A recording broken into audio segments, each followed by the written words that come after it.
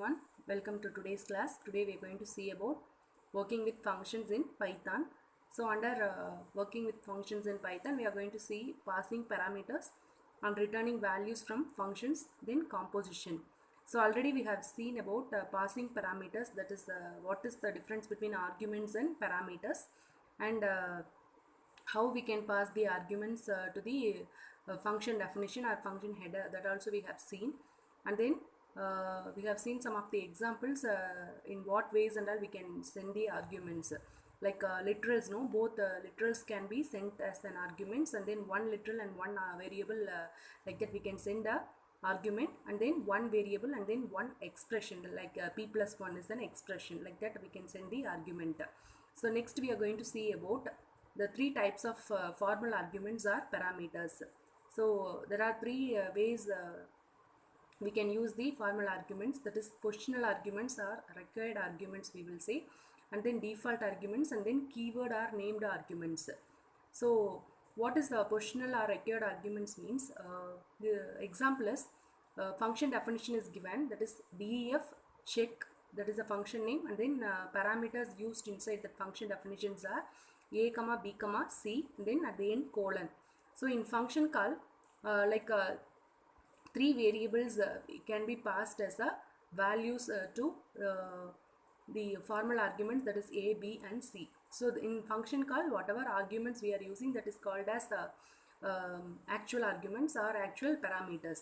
So here these arguments can be passed like a one variable, one literal and two variables. So three values are going to be passed here. So all literal plus variables, both are literal and variables, both are passed here, and here all are literals only passed here. Okay, next we have seen that is default arguments are parameters. So parameter having a default value in the function header is known as a default parameter. For example, so you just see this function definition. So def interest is the function name, and the arguments are principal, time, and then rate is equal to 0.10. Here for principal and time we didn't assign any value in this definition, function definition or function header. Okay, so a parameter, which parameter is having a default value in the function header or function definition, it is known as default parameter. So in these three parameters, okay, default arguments are parameters. Rate is equal to 0.10 only is known as the default parameter or default arguments, because it is having a default value. So when the function call is made, even if you are not passing the value for the third parameter, because it is located in the third position. So positional arguments are required arguments when you are using, no, that parameters should be before the default parameters, otherwise it will make a error. Okay, so the third argument here it is missing, because the principal variable or argument having the value 5400 in this is function call. Okay, so this function is going to be called, and finally the result will be sent to si underscore int variable. Okay, so the second value also is passed for this time. So time is 2 and principal amount is 5400, and the last argument rate is interest rate is 10%, that is 0.10 as default value, so it is not passed here. Okay, so the default parameter in function header becomes optional in function call.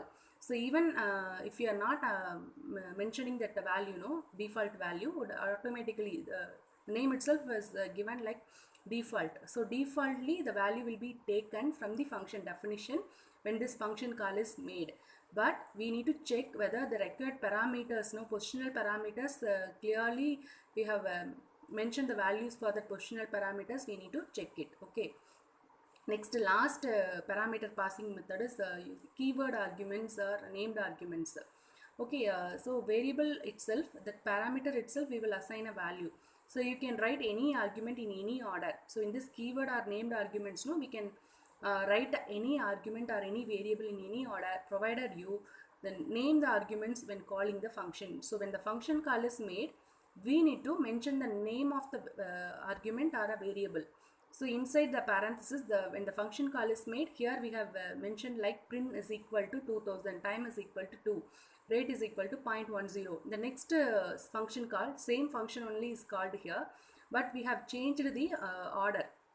That is, first we have assigned time is equal to 3, then principal amount is 3000, and then rate is 0.20. Like that, in a keyword arguments or named arguments, we can mention the name along with the value. Okay, so using multiple argument types together. So together we can use the keyword argument also, and also the positional or record argument also we can send in the function call. Okay, so interest of 5000 is the positional or record argument, because this is located as a first argument in the function definition named interest. Okay, in the interest function definition, the first variable argument name is principal, and second argument is time is equal to 4, so it is assigned here as a keyword argument.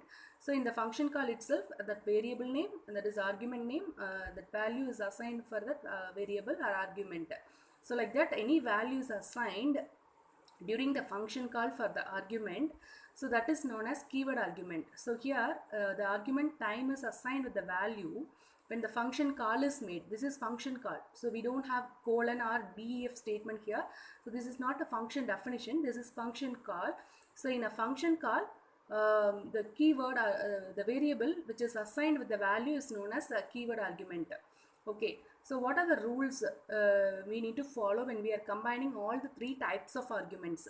So first we have seen positional arguments or required arguments. Second we have seen default arguments. Third we have seen keyword or named arguments. So when we are going to use three types of arguments, what are the rules we need to remember or follow? So an argument list must first contain positional arguments only, followed by any keyword argument. So first it should have the required arguments, and then only followed by any keyword argument we can give, like this. Okay, keyword arguments should be taken from the required arguments preferably. That means, so from the given function definition only, that the keyword argument needs to be taken. Okay, next is you cannot specify a value for an argument more than once. So for any argument, we cannot able to mention the value more than once. Once it is assigned with one value, we cannot assign another time. So in the function call, we cannot assign one more time. So already default argument is assigned with some value, we cannot assign one more time. So that is another condition we need to remember here. So for a function header, we will consider this function, that is def interest print cc and time is equal to 2, and then rate is equal to 0.09. So this is one function definition with three arguments. Okay, so we need to return one value, that is print star principal amount is multiplied with time into rate. So this is the task. So we will see some of the examples when the function call is returned like this, whether it is legal one or illegal one, that we will check. It's a correct one or incorrect one, we will check, and then if it is a correct one, we need to say the reason, or if it is an incorrect one also, we need to say the reason why it is incorrect or why it is correct. Okay, so we will see one of the first function call, that is interest. So same function header, we are making a call, okay, with some different type of arguments. So multiple arguments we are going to use. That is positional arguments, required arguments, or keyword arguments, default arguments we have studied, no?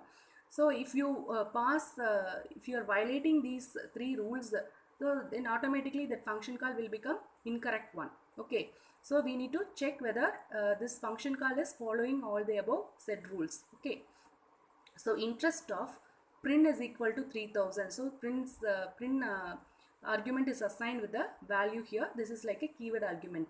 Okay, and then cz is equal to 5, so it is also assigned with value, and the other two is already having a default value, so it is a legal one. So non-default values provided as named arguments, so it is given as here named arguments are keyword arguments, so it is a legal one. So next example, interest of cz is equal to 4. Here print is missed. Okay, so print is assigned as the last one, so cz is equal to 4, rate is equal to 0.12. So already rate is assigned with 0.09. So rate here we are changing as 0.12, and print is equal to 1000, and we have not given time, because print, that is cc, we have assigned first, and then time is defaultly taken, and then rate is also assigned here, and finally we are assigning print is equal to 1000. It's legal because non-default values, that is named arguments or keyword arguments, no, we can write in any order. Okay, so with keyword arguments we can give values in any order, so that is the reason So that's why it is legal one. Next, interest of 5,000, that is principal amount. Then 3, that is the time, and then rate. So here which is missed, CC is assigned with 3 and time is missed here, but it is legal one because even if you are not passing the default value, your positional arguments are placed before this keyword argument, so it is a legal one, correct one. Next we will see interest.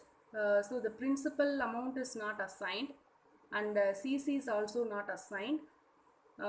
So rate, then 5003. So 5003, this is not in order, so positional arguments need to be placed before the keyword argument, so it is illegal one. Okay, it's the incorrect one.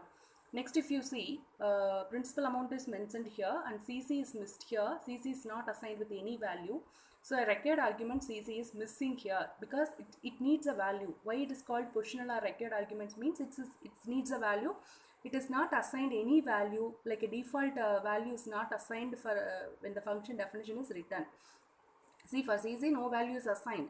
So we need to assign the value for this positional argument. So it is an incorrect one. Okay. So like that we need to able to find out the mistakes in a function call when these kind of examples are given in the exam. So next is returning values from the function. So in what ways and all values can be returned? So returning values, some value, and returning voids, that is a null value. Like that we will see some of the examples here. So functions in Python may or may not return a value. So functions in a Python may or may not return a value. So two types of functions in Python are, first one is functions returning some value, that is non-void function. Void means a null value. It will not return any value, that is none only. So return some value. So here example we will see, this is syntax, return should return some value. So return 5. So literal is returned, 5 is returned here. Here expression with literals, that is 6 plus 4 is returned here. Next example, variable is returned. Next is expression with variable. Okay, this is also expression with variable only, a plus b slash c. So like that we can return some values or variables with expressions. So like that we can return some values here. The second way is functions not returning any value, that is void functions. So functions returning a value are also known as fruitful functions. The functions which are returning value, otherwise it is called as what functions? Fruitful functions. So functions not returning any value, that is known as void functions. Just it will have the statement return alone. It won't have any variable also or any literal also here, or expressions with variables also we won't have in the return statement. So every void function returns a value none to its caller. So when the function call is made, it will return none value if doesn't have any value. If that function doesn't want to return any value, means it will return just none value. Okay, that is null. So example, def greet. Greet is the function name. There is no arguments passed here. So this print statement is related to this greet function. So print, it's the function body of this greet function. Okay, so print of hellos. So like that one statement is printed here when this function is called. So next we are making a call to this function, that is function call is made, and that result no is going to be assigned to a. So first when greet is called, so this statement is going to be executed, that is going to be printed here.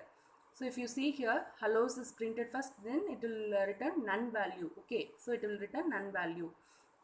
Next is returning multiple values. Here we have seen only single value, how it is going to be returned.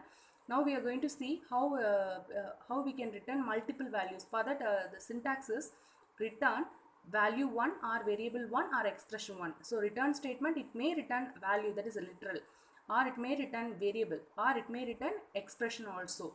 So like that we need to separate multiple variables or multiple values by using comma. So if you have more than one value, if you want to return from the function definition, no, that is function body, no, we need to separate all the values or variables by using the comma. We need to separate the values by using the comma. So this is the format for returning multiple values. So we will see example for this.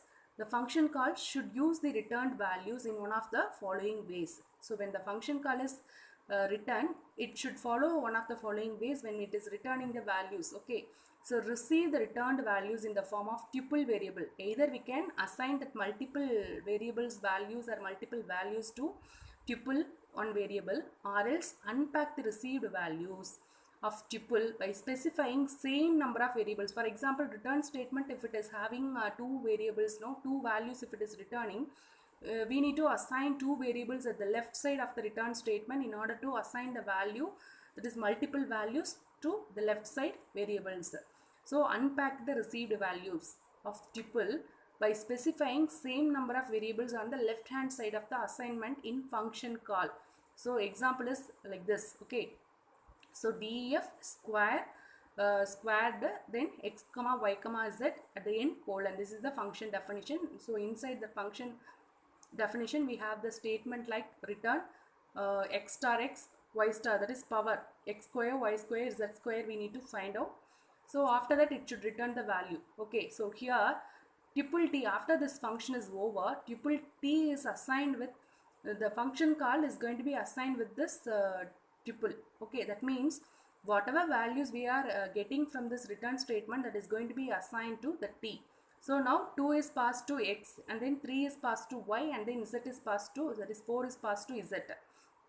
Okay, so when this is assigned here, so 2 stars 2 4, 3 star 3 9, and then 4 star 4 16. So 4, 9 and 16 is going to be assigned to tuple variable. So here this is first way, that is receive the returned values in the form of tuple variable. So tuple will receive all the three variables together. Like this we will get the answer when we are printing the t, that is tuple t will be printed as 4, 9 and 16. So like that we will get the answer.